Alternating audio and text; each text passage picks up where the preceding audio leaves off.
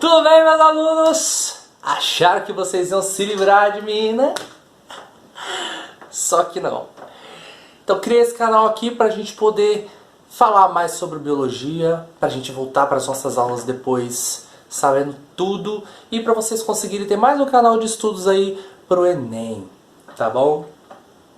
Não precisa se inscrever no canal, não precisa clicar no sininho, compartilhe esses vídeos com as pessoas da sua sala, curta momentos incríveis com as pessoas que moram na sua casa.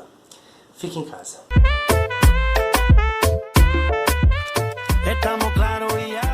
Tá? Qual que é o primeiro tema? Relações ecológicas. Primeiro de tudo, eu construí aí um mapa mental para vocês conseguirem acompanhar essa aula. Anotem aí, eu vou deixar aqui na tela agora. Pronto. Tirem um print e escrevam aí para vocês acompanharem a nossa aulinha de hoje, certo? Vamos começar então. Primeiro vamos falar aí de alguns conceitos e sinalizações que a gente precisa saber para estudar as relações ecológicas. Primeiro de tudo, sinalzinho de mais quer dizer uma vantagem. Então, um dos dois lados dessa relação está tendo vantagem. Sinalzinho de menos quer dizer que desse participante da relação ecológica está sendo prejudicado. Sinalzinho de zero quer dizer que um desses indivíduos que está participando dessa relação, tanto faz, tanto fez. Não importa para ele, não muda em nada na vida dele. Pronto. Agora nós vamos falar um pouquinho sobre intraespecífico e interespecífico. O que quer dizer intraespecífico? Intraespecífico quer dizer que é uma coisa, nesse caso uma relação intraespecífica quer dizer que é uma relação entre indivíduos da mesma espécie. E uma relação interespecífica quer dizer entre indivíduos de espécies diferentes, tá? Então, intraespecíficos é relação de indivíduos da mesma espécie. Interespecífico é relação de indivíduos em espécies diferentes, tá? Beleza, vamos jogar aqui agora o nosso mapa mental. O nosso mapa mental está aí dividido em relações harmônicas e relações desarmônicas. Mas relações de quê? Entre quem? Então a gente tem aí relações alelobióticas. Professor, o que quer dizer relações alelobióticas? Relações alelobióticas quer dizer que é uma relação que é composta de indivíduos vivos. Então, a alelobiótica é uma relação entre seres vivos.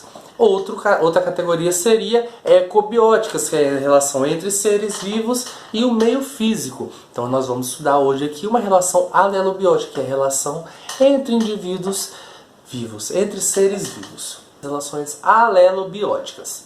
Ok? A primeira parte delas aí a gente vai falar sobre as relações desarmônicas, que são as relações que de alguma forma geram um prejuízo para um participante dessa relação.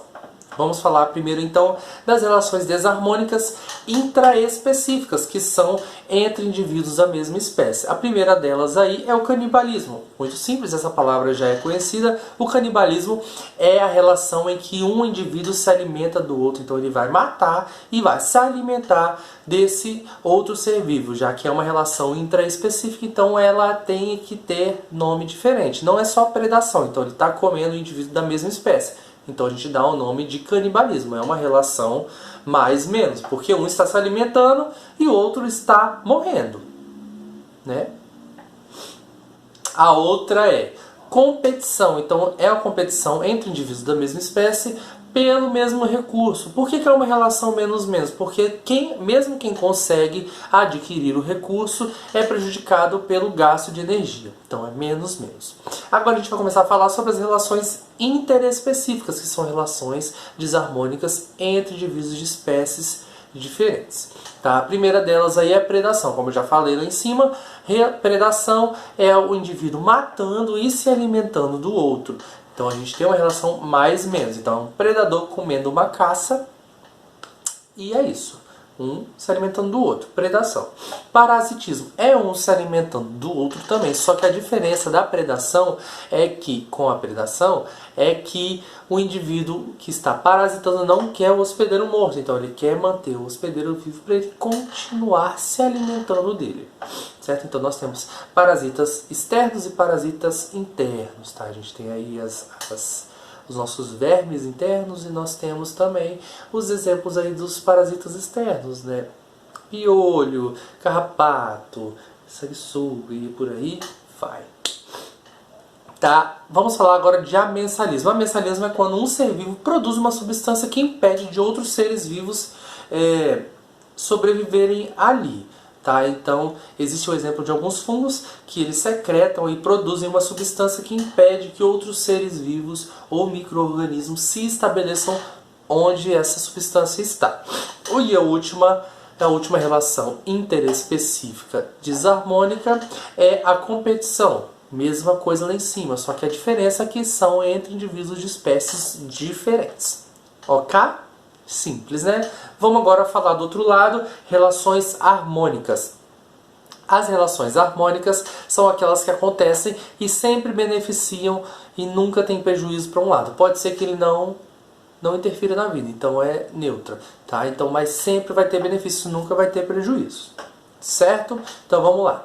Primeiro a gente vai falar das relações harmônicas intraespecíficas, então entre relações entre indivíduos da mesma espécie, tá? Colônia, então são aqueles indivíduos que são da mesma espécie e eles vivem associados anatomicamente para conseguir aí seus recursos de alimentação, seus recursos de ambiente. Então eles vivem associados anatomicamente. Um exemplo desse são as colônias, as caravelas portuguesas, né? Então são esses quinidários que vivem associados anatomicamente. Agora, o outro tipo de relação harmônica intraespecífica são as sociedades, ou seja, os indivíduos da mesma espécie eles têm uma organização de trabalho. Eles não estão associados anatomicamente, eles têm uma organização, então ele tem funções que desempenham nessa sociedade. Tá? Um exemplo delas aí são as abelhas ou os cupins.